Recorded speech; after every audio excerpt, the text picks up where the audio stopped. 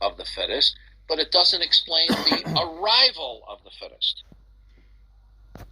But you see, they just take for granted in the scientific community that mutations given millions of years will be enough to build the genetic code to produce complex anatomy and physiology, resulting in this ongoing evolution. And the answer is there's not enough time. Enough time, yeah, there's not. There is simply not enough time, not only for our Earth, but if there were literally trillions of Earth-like planets, trillions, not billions, trillions, even trillions of Earth-like planets, there wouldn't be enough time or trials for mutations to build the genetic code that is within the animal kingdom. It's just not enough time. Exactly, great balancing. But they're not going to discuss that, because that's the Achilles heel of the dogma of evolution. Okay? See, once you believe evolution happened, and you believe it happened over millions of years, it doesn't matter what seriously calls into question evolution, because after all, evolution happened, right? Now, I'm not saying I believe that, but that's their mentality. So Dennis, if you send me a DM, in a couple of hours, I will send you a link to a drive that has a series of books on creationism at all different reading levels, right? Mm-hmm. About what evolution is, how it compares to creationism.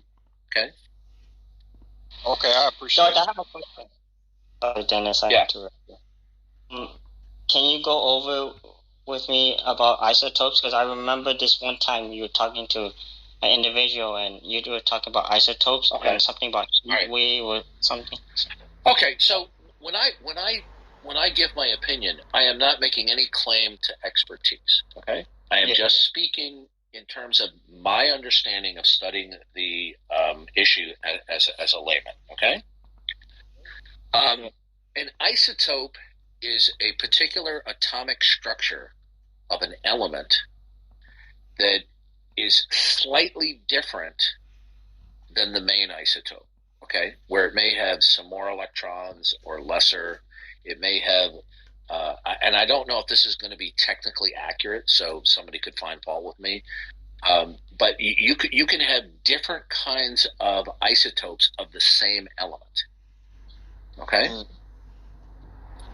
so that, for example, you have carbon-14 and you have carbon-12, right? Now, so an isotope is basically a different version of a particular atomic element. Okay, you got iron, oxygen. You got the periodic table.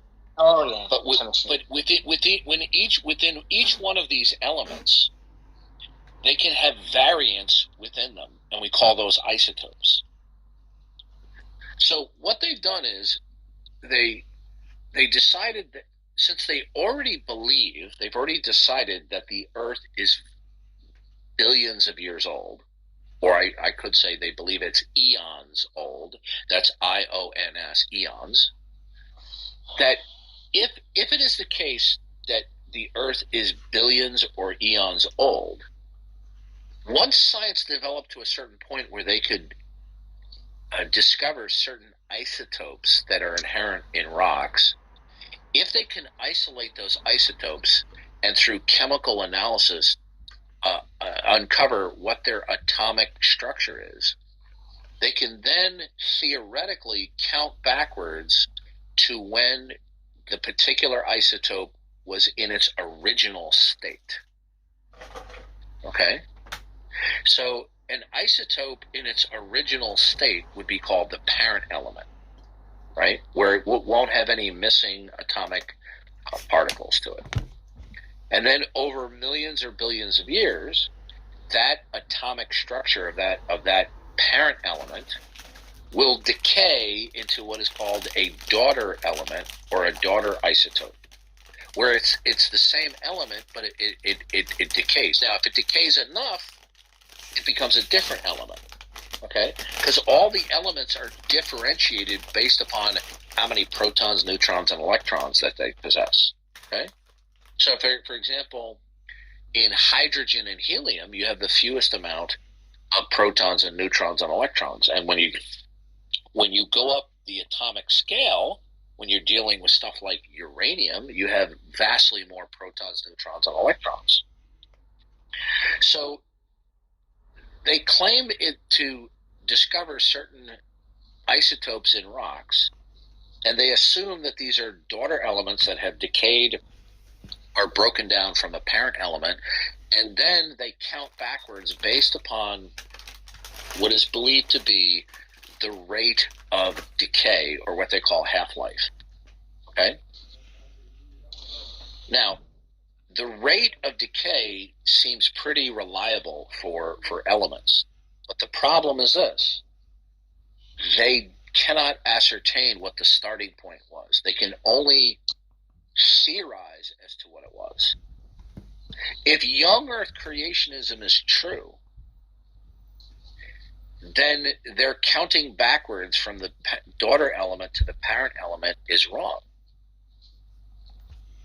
So in order for this method of calculating the dates of rocks to work, you first have to presuppose that the rock is very, very old, that the rock is as old, if not older, than the parent element that allegedly would decay over time into the daughter element or daughter isotope. Okay? Now, if you're confused about anything that I said, don't worry about it. Okay? The more you read about it, the easier it gets. Okay? Now, I'm not saying that I did a great job of explaining it, but that's my understanding. No, you did a good job, though. This is the second time I heard you say isotope, and at first I didn't understand, and second, I still not understanding. I'm getting there a little by little, and you do a good job explaining, and you know your stuff. But it's just okay. Me, it's my isotope, problem. Okay, you know what elements are: oxygen, right? Carbon, iron, uranium. Yep. Okay, yeah. So when you look at the periodic table, and they all have two letters on them, each of those elements have an atomic number, and the atomic number Yeah, go ahead. Yeah, you remind me, because I took chemistry, and all I did was I just added the proton, neutrons, electrons. That's all I did, and everything else I didn't really pay attention to. So when you said all this don't stuff, feel bad. Listen, I was terrible at chemistry when I was in school, so don't feel bad. Not that I'm brilliant at it now, but I understand a little bit more than I did back then. So an isotope is simply a variant of a particular element. Okay? So for example, let me give you an example that I can think of. There's a variant of water. I'm trying to remember what it's called. It's called heavy water. It has an extra. I'm trying to remember. I'd have to look it up. Anyway, an isotope is simply a variant of an atomic element. Okay. Okay. And once that variant changes enough, theoretically over time, then it can degrade into another element. So you have one element, and then you have its variants, and then if those variants, presuming long periods of time, that if it decays enough, it will become another element. Okay? It will break down. So an isotope is a variant of an element. Yeah, it's first time hearing it, because I didn't hear this from my chemistry class when I took it. All I did was listen.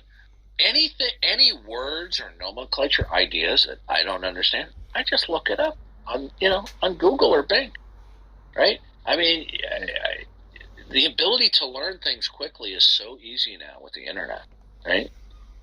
And there are plenty of places where they can explain things with far greater expertise and even simpler than what I explained it on the internet. You just have to be motivated to look it up. That's all. So radiometric isotope dating is all based upon circular reasoning.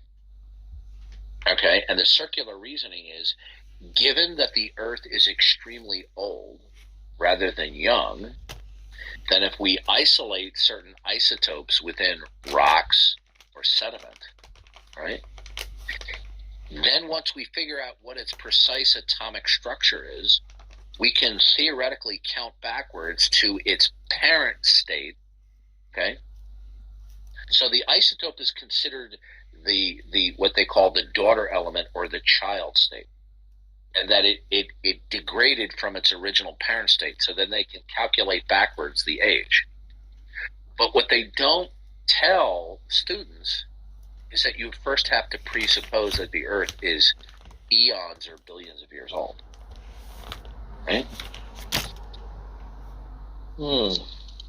Hey, Darth, is it true that sometimes the daughter elements sometimes seep in, and they don't really account for that? That's a very good point that you're making, and it's called contamination, right?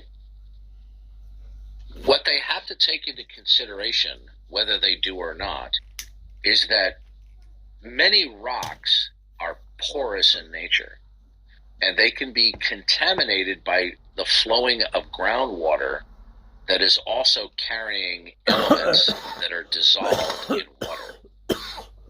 Right?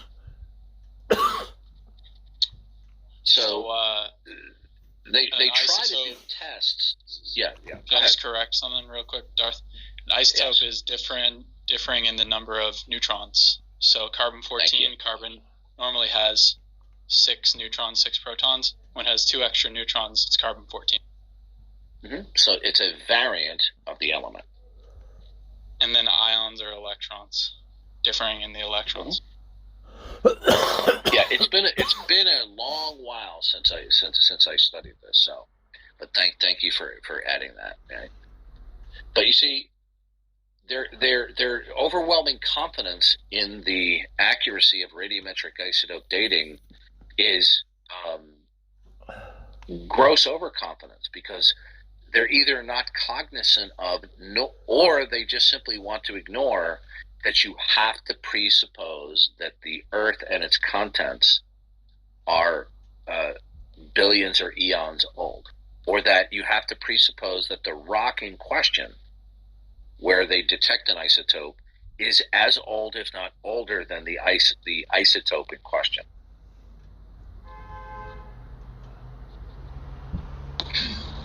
Yeah, there's things like fires and industrialization and volcanism. All of these things can contaminate those ratios, and they know this. Yeah, and the big deal they try to make is that creationists are saying, well, the rate of decay could have been different, and it could have been, but that's not even the big point. The real Achilles heel of radiometric isotope dating is the circular presumption that the Earth is billions of years old. Right? Because what if it's... Here's a question I like to ask, and it seems rather silly, but it's to the point. What if it were the case that the Earth and all its contents were brought into existence, last Thursday or last month with all the memories of history? What would that mean for the extrapolation or the retrodiction of the isotope or daughter element counting backwards to the parent element? Well, it would mean that extrapolation is wrong. Okay? So one must presuppose that young Earth creationism is necessarily false. And you must presuppose that the Earth is eons or billions of years old, at least as old, if not older, than the isotopes in question. Right? See, what most people don't understand is that through the course of human history, paradigms come and paradigms go. And sometimes paradigms are short-lived, and sometimes they hang around for a long, long time. Right? Yeah, I'll be honest with you, Doug. Can I say something? Sorry. Yeah, sure. No, don't apologize. Go ahead. I'm trying really hard to understand. It just goes over my head, because I'm not Well, if I say something you don't understand, then just stop me and just say, I don't understand. Can you please unpack that? Yeah, okay? No, you're doing a good job, though. It's just me. It's just it's my thinking, because I'm not used to. It's just a matter of study and practice. That's all. Yeah, I need to. Yeah, I need to do that. The more you read and study, the easier. Look, there are plenty of areas that are unfamiliar with me, unfamiliar to me about stuff. I mean, so I don't feel bad about what you don't know. There's nothing to be embarrassed about that. Because Darth, I always want to be ready, because I want to, when they bring it up, I want to be always ready to be able to. Here's a good place for you to start. Okay. You have the link to my drive. Go to the Creationism folder, and then go to the Jonathan Sarfati folder and read the book Refuting Evolution Volume 1 and Refuting Evolution Volume 2. Okay? And he goes through all the different arguments for evolution and an old Earth. This guy has a PhD in chemistry. He's so smart, he can play chess simultaneously with 35 people. Blindfolded. This is the level. He's done. I can't imagine that, but it's true. He can play it blindfolded as well. Yeah, multiple. I think he did 13 people at a time while blindfolded. Yeah. I don't know. Oh, okay. I would feel like an idiot sitting down and playing chess with a 12-year-old who likes to play chess for fear that I'm going to get clobbered. Yeah, he's brilliant. He is a brilliant guy. I've listened to a lot of his lectures. He's really good. Yeah, I really like Jonathan Sarfati a lot. I like him. I'm a fanboy of his. Okay, but you see, when I became a Christian, I began to realize that, wait a minute, if the Bible is true, if the Genesis account is true, then the theory of evolution cannot be true.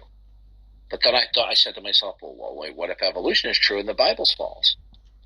Then I said to myself, well, yeah, but